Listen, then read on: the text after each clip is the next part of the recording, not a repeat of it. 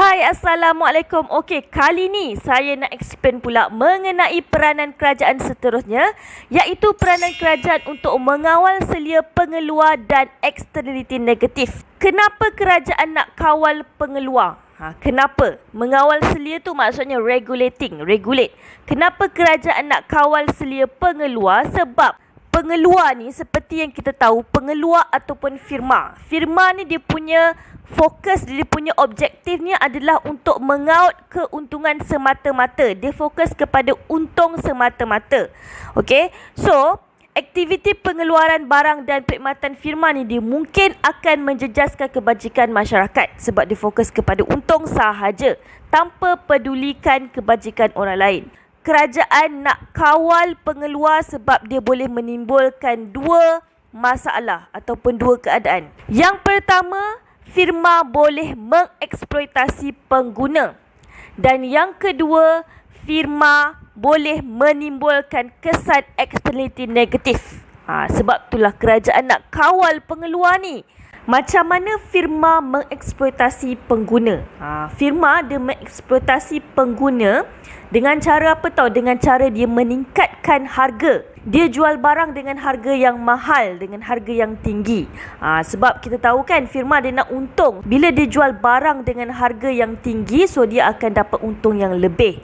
So itu adalah caralah macam mana firma nak mengeksploitasi pengguna. So selain daripada dia jual barang dengan harga yang tinggi, firma juga boleh mengeksploitasi pengguna dengan cara dia menjual barang yang tidak selamat digunakan. Dia jual barang yang tak selamat digunakan ataupun barang yang dah expired, yang dah lebih daripada tarikh luput. Lepas tu mungkin ada juga firma dia ambil kesempatan dengan dia jual barang yang tidak berkualiti. Mungkin dia jual harga yang mahal tapi harga tu tak sepadan dengan kualiti yang peniaga ataupun pengeluar tu bagi. Dia nak minimumkan dia punya kos pengeluaran tapi dalam masa yang sama dia nak untung yang banyak. So kiranya macam dia menganiaya pengguna lah. Dia ambil kesempatan dalam kesempitan. Lebih kurang macam itulah. Dengan cara dia naikkan harga, dia letak harga yang mahal tapi dia bagi barang yang low quality, yang tak ada kualiti ataupun barang yang tak selamat digunakan, barang yang expired ke dan sebagainya. Kalau korang pergi dekat pasar raya, mungkin ramai yang jumpa kadang-kadang dia jual tin susu yang dah kemek, lepas tu dia jual barang-barang yang dah expired lebih daripada tarikh luput, still juga dia letak barang tu dekat rak tu. Sebab apa? Sebab dia nak barang dia tu habis dijual. Dia tak kisahlah pengguna tu sakit perut ke, menjejas kesihatan pengguna, dia tak kisah. Dia tak kisah pasal kesihatan pengguna, janji barang dia habis dijual. So itu yang tak bagusnya, sebab itulah kerajaan nak kawal pengeluar ni. Yang seterusnya, kenapa kerajaan nak kawal pengeluar? Sebab pengeluar ni mungkin dia akan memberi kesan eksternaliti negatif. Eksternaliti negatif macam sebelum ni korang dah belajarkan masa form 4 dulu, bab 4. Eksternaliti tu bermaksud kesan luaran. Kalau eksternaliti negatif ni maksudnya dia mendatangkan kesan yang buruk lah kepada pihak ketiga. Pihak ketiga ni siapa? Masyarakat lah. Dia tak ada kena-mengena pun dengan urusan jual beli antara pengeluar dan juga pengguna. So eksternaliti negatif ni contohnya apa? Contohnya pencemaran air. Pencemaran air tu terjadi daripada apa? Bila mana kilang-kilang ni dia buang sisa industri. Dia buang sisa industri ke dalam sungai. Dia buang sisa-sisa toksik ke apa ke dalam sungai dan menyebabkan air tercemar. Bila air berlakunya pencemaran air, so syarikat bekalan air terpaksa henti tugas loji air. So bekalan air bersih tak dapat disalurkan kepada penduduk setempat. Sebab itulah banyak dekat Selangor ni masalah tak ada air, terputus bekalan air sebab tindakan tidak bertanggungjawab pengeluar ni lah. Pengeluar banyak-banyak pengusaha kilang ni dia cemarkan sungai. Tindakan pengeluar tu menyusahkan masyarakat setempat. Kita yang kena tanggung kos sendiri. Kita kena angkut air sendiri. Kalau ada orang yang duit lebih, tidur dekat hotel ke apa ke. Semua tu kos yang tidak ditanggung. Kita sendiri yang kena tanggung kos tu akibat daripada sifat tidak bertanggungjawab orang lain. So itu contoh externality negatif. Contoh yang lain adalah pencemaran udara. Okay, pencemaran udara ni contohnya adalah pelepasan asap kilang. Dia akan menyebabkan jerebu.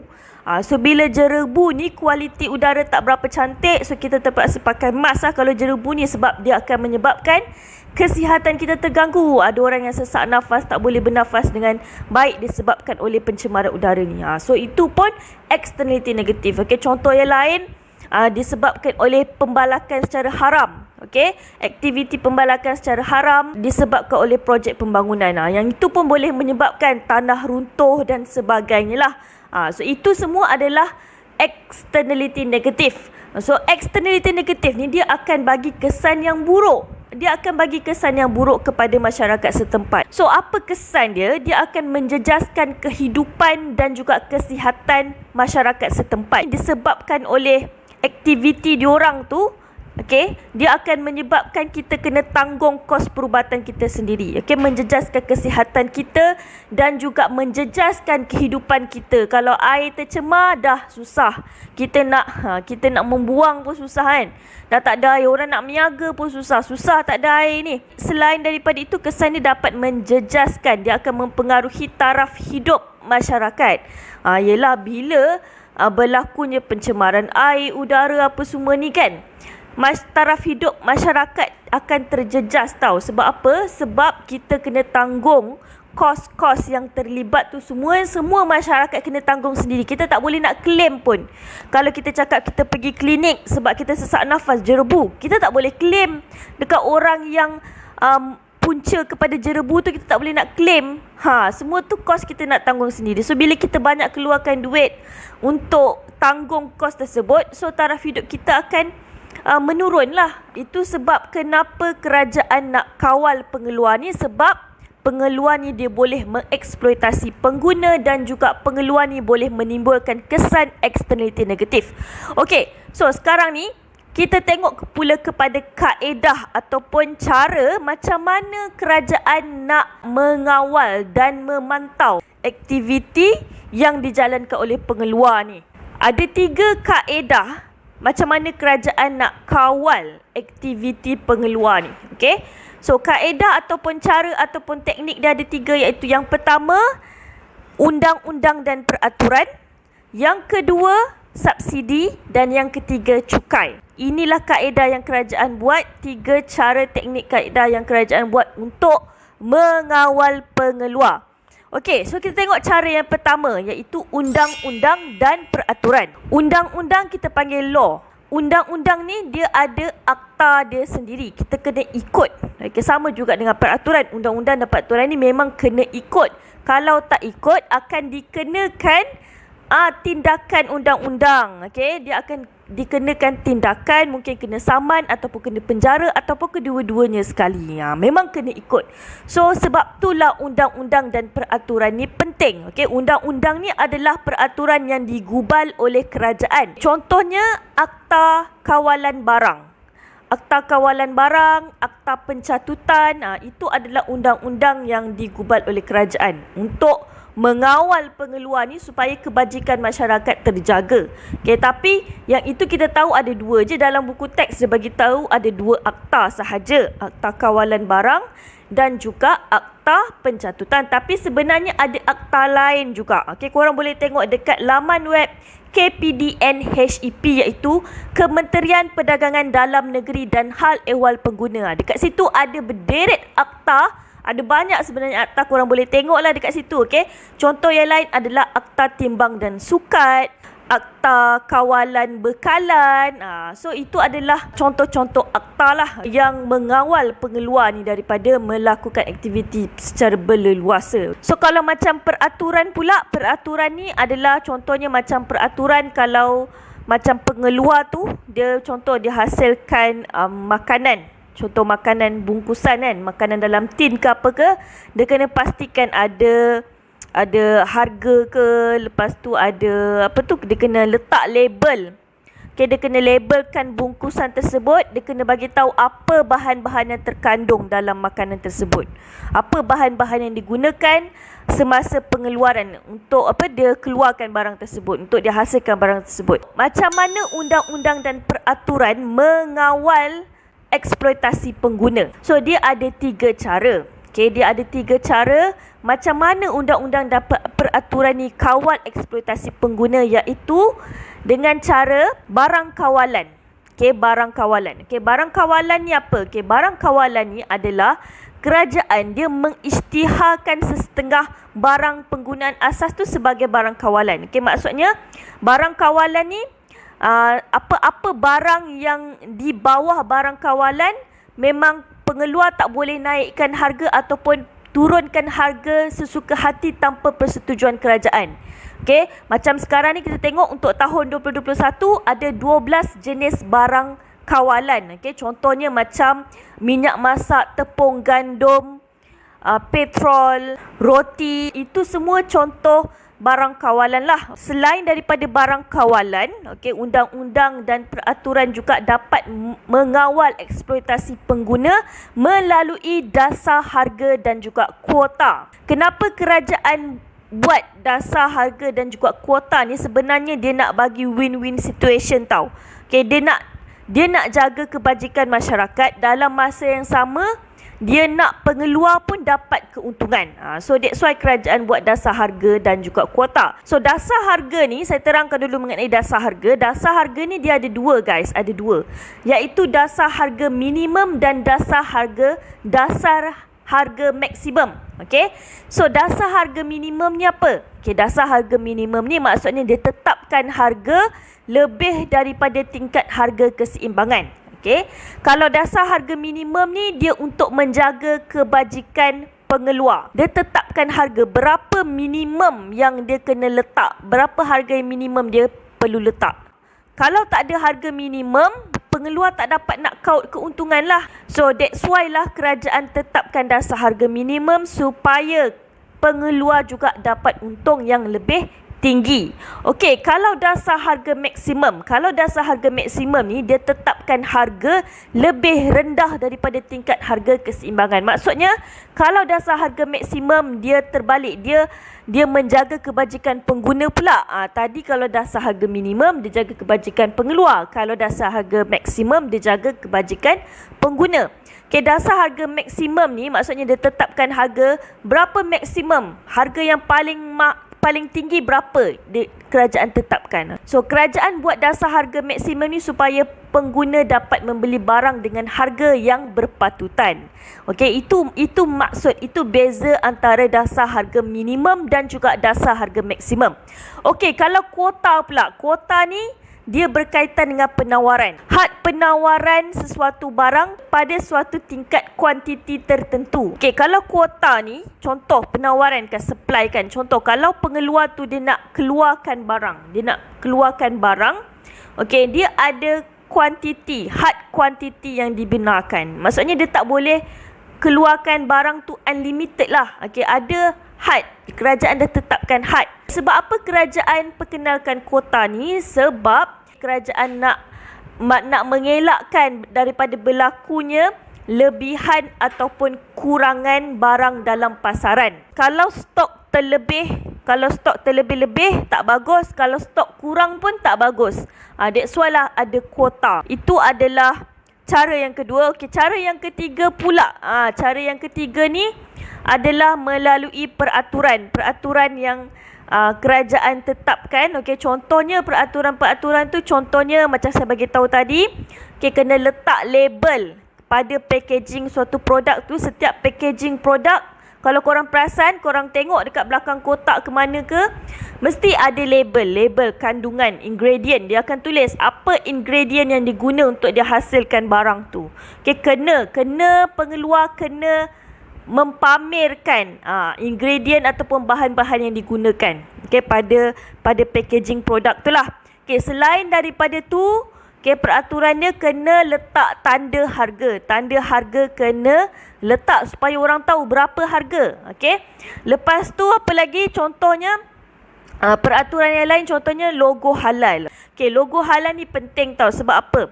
Okey, sebab majoriti masyarakat dekat Malaysia ni adalah masyarakat yang beragama Islam. Okay. So kalau orang Islam ni ada makanan yang tidak halal dimakan. Logo halal ni penting supaya orang Islam dapat tahu mana makanan ataupun mana produk yang halal digunakan, yang boleh digunakan. Barang-barang yang ada logo halal tu adalah barang yang tidak ada bahan-bahan yang terlarang lah, bahan-bahan yang haram ataupun dia guna kaedah yang haram ke. Okay, so kalau barang yang ada logo halal ni kiranya macam kita yakinlah yang barang tu halal, barang tu boleh kita gunakan, boleh untuk orang Islam. Logo halal ni JAKIM yang akan keluarkan. JAKIM ialah Jabatan Kemajuan Islam Malaysia. So JAKIM yang akan keluarkan logo halal ni lah. So itu contoh, kena ada logo halal. Lepas tu kena ada tarikh luput. Tarikh luput ni sangat penting supaya kesihatan pengguna tu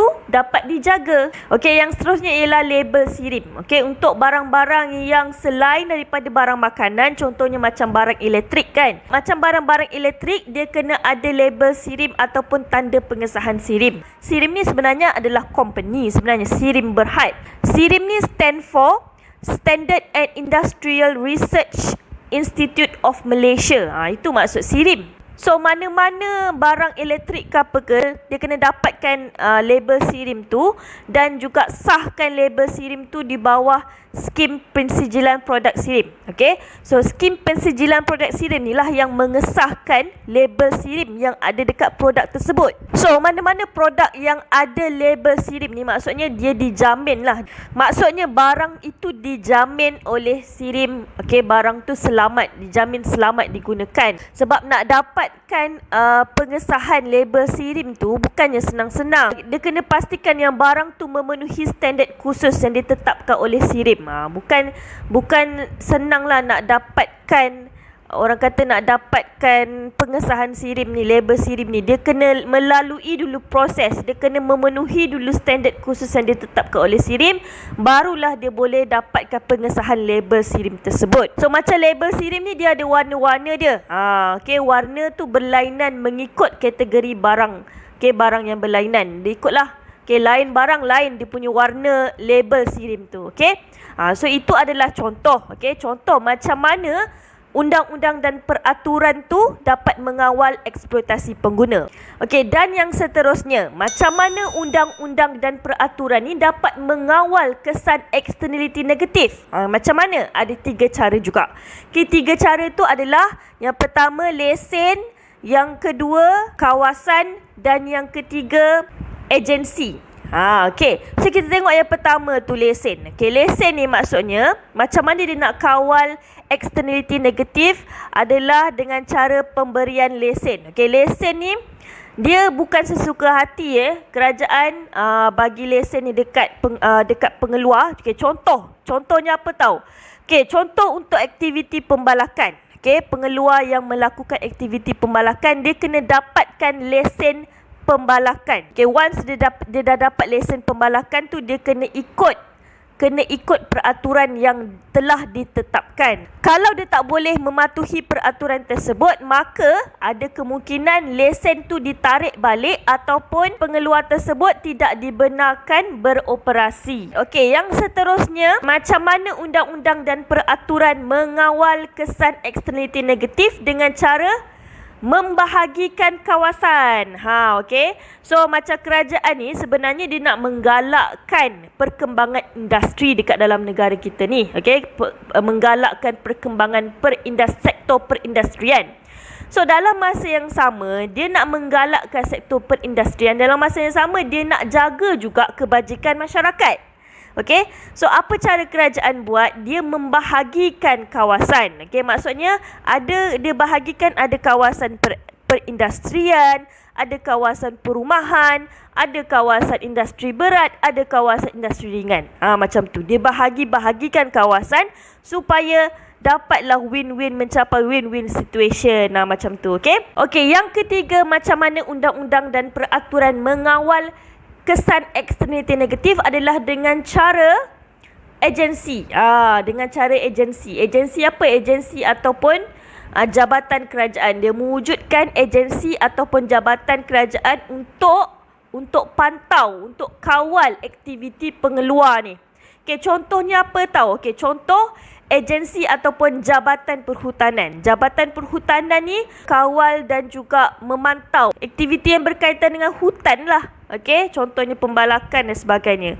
Okey, contoh yang lain adalah agensi ataupun jabatan alam sekitar. Okey, jabatan alam sekitar ni untuk dia pantau kilang-kilang supaya tidak mencemarkan alam sekitar. Macam agensi ataupun jabatan ni dia memantau, mengawal aktiviti pengeluar dari semasa ke semasa supaya diorang ikut peraturan yang telah ditetapkan dan juga supaya alam sekitar dapat dipelihara. Okey, yang seterusnya. Yang seterusnya macam mana kerajaan nak kawal pengeluar ni dengan cara subsidi. Subsidi, pemberian subsidi. Subsidi ni sebenarnya dia adalah bantuan kewangan sebenarnya. Okey, bantuan kewangan. Kerajaan bagi bantuan kewangan kepada perniagaan ataupun sektor ekonomi supaya dapat menstabilkan harga barang dan juga supaya dapat mengurangkan kos pengeluaran. Sebab itulah kerajaan bagi subsidi. So, macam mana pemberian subsidi ni dapat mengawal eksploitasi pengguna? Kalau dia bagi subsidi dekat pengeluar, harga barang dapat distabilkan. Okay. Kalau kerajaan tak bagi subsidi, contoh kerajaan tak bagi subsidi, nanti kos pengeluaran akan meningkat. Pengeluar dia kena tanggung kos pengeluaran yang banyak. So, bila dia kena tanggung kos pengeluaran yang tinggi, dia akan naikkan harga barang. Dia akan naikkan harga barang supaya dia dapat tampung kos pengeluaran tersebut. Bila pengeluar ni kena tanggung kos pengeluaran yang tinggi, pengeluar ni dia akan pindahkan beban tersebut kepada pengeluar. Di mana cara dipindahkan beban tersebut, beban kos pengeluaran tu, cara dia adalah dengan cara dia meningkatkan harga barang. So, bila dia tingkatkan harga barang, dia dapat tampunglah kos pengeluaran tu. Tapi yang terkesannya siapa? Pengguna lah. Pengguna kena bayar harga yang lebih tinggi disebabkan oleh tindakan pengeluar tersebut. Sebab kalau dia tak letak harga yang tinggi macam tu, dia akan rugilah. Sebab dia kena tampung kos pengeluaran tu. Kos pengeluaran tinggi tu, so dia tak untung mana dia rugi. So dia tak nak rugi, dia letaklah harga yang lebih tinggi. Sebab itulah kerajaan bagi subsidi. Bila kerajaan bagi subsidi, automatik kos pengeluaran tu dapat dikurangkan. So bila kerajaan bagi subsidi, dia dapat tampung kos pengeluaran. So harga barang tu dia tak naikkan harga barang lah. Bila dia tak naikkan harga barang, so harga barang tu dapat distabilkan. Sebab apa? Sebab pengeluar tu dia boleh tampung kos pengeluaran tersebut dengan subsidi yang diberikan oleh kerajaan. Selalunya barang-barang yang dapat subsidi ni adalah barang kawalan. So, yang seterusnya, macam mana subsidi dapat mengawal kesan externality negatif? Macam mana? Sebab bila kerajaan bagi subsidi ni, pengeluar dia akan meningkatkan lagi pengeluaran barang dan perkhidmatan. Contoh kita tahu yang barang yang dapat subsidi ni adalah barang-barang kawalan kan. So, untuk barang-barang kawalan ni, pengeluar dia akan keluarkan lagi barang-barang kawalan tu. Dia akan tingkatkan lagi pengeluaran sebab dia tahu kalau dia keluarkan barang kawalan ni, dia dapat subsidi daripada kerajaan. Subsidi ni dia dapat menggalakkan pengeluar tu untuk mengeluarkan barang dan perkhidmatan. Biasanya kerajaan akan bagi subsidi ni kepada pengeluar yang menggunakan teknik pengeluaran yang mesra alam. Kan? So, siapa-siapa yang gunakan teknik pengeluaran mesra alam, dia akan dapat subsidi daripada kerajaan. So, dia menggalakkan lagi pengeluar untuk mencuba teknik pengeluaran yang mesra alam. Sebab apa kerajaan bagi subsidi? Sebab biasanya teknik pengeluaran yang mesra alam ni ataupun contoh kaedah teknologi hijau. Itu adalah kaedah pengeluaran mesra alam lah. Kaedah teknologi hijau. So, kaedah ataupun teknik teknologi hijau ni sebenarnya dia memerlukan kos yang tinggi pada peringkat permulaan. Sebab itulah kerajaan bagi subsidi. So, bila kerajaan bagi subsidi, dia menggalakkan lagi pengeluar ni untuk mencuba kaedah pengeluaran mesra alam. Okay guys, yang last kali macam mana kerajaan kawal pengeluar ni adalah dengan cara dia kenakan cukai. Kita tengok macam mana cukai ni dia boleh mengawal eksploitasi pengguna. Okey, cukai ni macam mana dia boleh kawal eksploitasi pengguna? Dengan cara apa tahu? Dia kenakan duty excise. Sebelum ni mesti korang pernah dengar kan duty excise. Duty excise ni dia adalah cukai sebenarnya. Cukai yang dikenakan ke atas barang-barang yang boleh menjejaskan kesihatan. Barang-barang terlarang Contohnya macam rokok, tembakau, ataupun barang-barang terlarang, playing cards, mahjong tiles, itu semua adalah barang-barang yang dikenakan cukai cukai duty excise. Okay, so macam cukai ni, bila kerajaan kenakan cukai ataupun duty excise kepada barang-barang barang-barang yang boleh menjejaskan kesihatan pengguna, contohnya macam rokok ataupun minuman keras. Minuman keras tu arak lah. Okay, arak. So, bila kerajaan kenakan cukai yang tinggi ke atas barang-barang jenis yang macam ni, so dia akan menyebabkan penawaran tu dikurangkan. Diorang akan, pengeluar ni dia akan keluarkan barang tu lah. Kurangkan pengeluaran barang tersebut. Sebab apa? Sebab bila dia kena bayar cukai yang tinggi, bila dia kena bayar cukai yang tinggi, dia akan menambahkan beban kepada pengeluar tersebut. Kos pengeluaran yang perlu ditanggung adalah tinggi. Bila kos pengeluaran tu tinggi, dia kena naikkan harga. Naikkan harga barang, harga rokok, harga arak ke apa kan, dia kena naikkan harga supaya dia dapat tampung kos pengeluaran tersebut.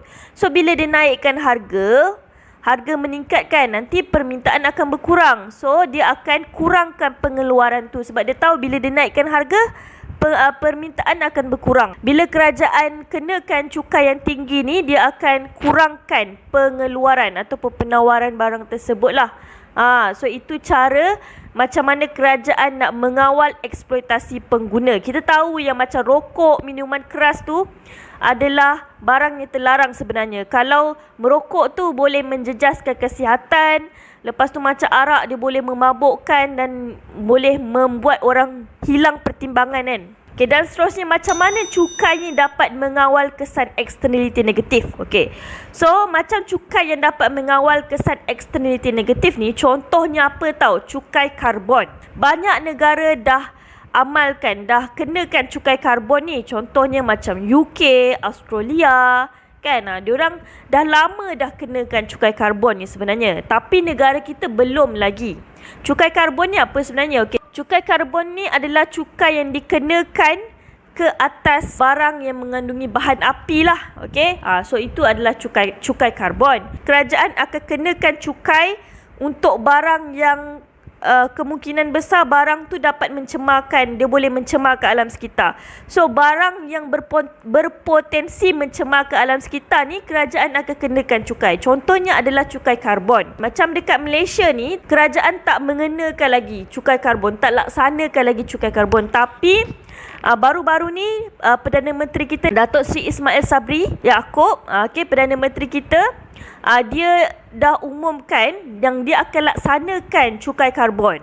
Dia akan laksanakan cukai karbon pada masa akan datang selaras dengan matlamat kerajaan untuk menjadi negara yang neutral karbon pada tahun 2050.